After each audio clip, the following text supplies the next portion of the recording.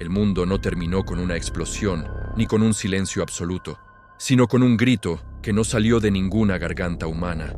Un alarido que nació en lo más profundo del dominio fragmentado y se expandió como una onda invisible a través de Tokio, atravesando edificios, recuerdos y voluntades.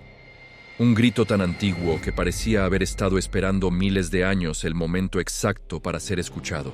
En el centro del caos donde la maldición sin nombre había abierto su núcleo verdadero, la realidad se plegaba como una herida abierta, y el cielo ya no era cielo, sino un reflejo roto de épocas olvidadas, mostrando templos primitivos, sacrificios antiguos y hechiceros sin nombre arrodillados, ante algo que nunca debió despertar. Yuji Itadori permanecía de pie, temblando, con la respiración rota, sintiendo cómo cada latido de su corazón resonaba al unísono con el eco maldito, como si ambos compartieran una frecuencia prohibida, mientras dentro de su mente, detrás de una puerta que siempre había mantenido cerrada, Sukuna ya no reía, ya no se burlaba, ya no observaba con indiferencia. Sukuna escuchaba, y por primera vez, el rey de las maldiciones mostraba algo parecido a una emoción genuina: reconocimiento. El eco había alcanzado su forma final, no como una criatura definida, sino como un concepto vivo. Una acumulación de voluntades antiguas, de identidades devoradas de rituales incompletos y errores históricos que el Jujutsu moderno había enterrado sin comprender, y su propósito ya no era oculto. No deseaba destruir el mundo, deseaba reescribirlo, borrar las fronteras entre maldición y humano, entre huésped y entidad, entre pasado y presente, para devolver la existencia a un estado primitivo, donde solo sobrevivía aquello capaz de soportar el peso del poder absoluto. Megumi, arrodillado entre sombras rotas, observaba cómo sus shikigamis se desintegraban uno a uno, no derrotados, sino negados por una realidad que ya no reconocía su contrato, mientras una última visión de Sumiki se desvanecía frente a él sin reproches, sin palabras, solo con una mirada tranquila que lo obligaba a aceptar que no todo podía salvarse, que no toda culpa podía redimirse. Nobara, con el rostro cubierto de sangre y polvo, se mantenía firme a pesar del vacío que intentaba borrarla, clavando su martillo en el suelo, como si así pudiera anclarse a la existencia misma, negándose a desaparecer, negándose a ser olvidada, gritándole al eco que su identidad no era un regalo que pudiera ser arrancado. Gojo Satoru, de pie frente al núcleo del dominio, sostenía Infinity como un muro agrietado, consciente de que por primera vez no estaba luchando contra una técnica o una maldición, sino contra una idea más antigua que cualquier sistema de poder conocido. Y aún así, sonreía, no por arrogancia, sino por comprensión, porque sabía que este no era un combate que pudiera ganarse solo con fuerza. El verdadero campo de batalla estaba dentro de Yuji.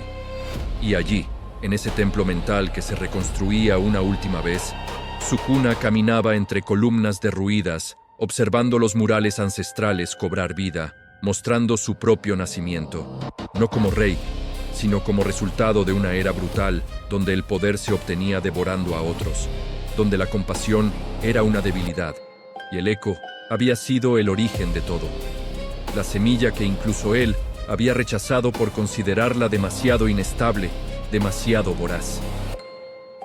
«Así que sobreviviste», murmuró Sukuna, con una voz que ya no era burla, sino desafío, mientras el eco respondía sin palabras, intentando fundirse con él, reconociéndolo como su herencia más perfecta. Yuji cayó de rodillas dentro de su propia mente, sintiendo cómo su cuerpo comenzaba a fracturarse, no físicamente, sino existencialmente, como si su identidad estuviera siendo separada capa por capa, y en ese instante comprendió la verdad más cruel. El eco no quería usar a Sukuna, quería renacer a través de él, y Sukuna, por primera vez en su existencia, se encontraba ante algo que amenazaba incluso su supremacía. El grito del eco resonó de nuevo, y esta vez el mundo respondió.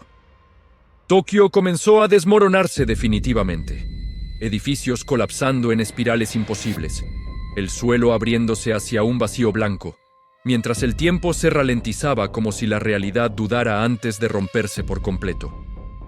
Entonces ocurrió lo impensable. Sukuna extendió la mano hacia Yuji, no como amo, no como verdugo, sino como aliado momentáneo. Si este mundo va a terminar, dijo con una sonrisa feroz, no será devorado por algo que ni siquiera entiende el placer del dominio.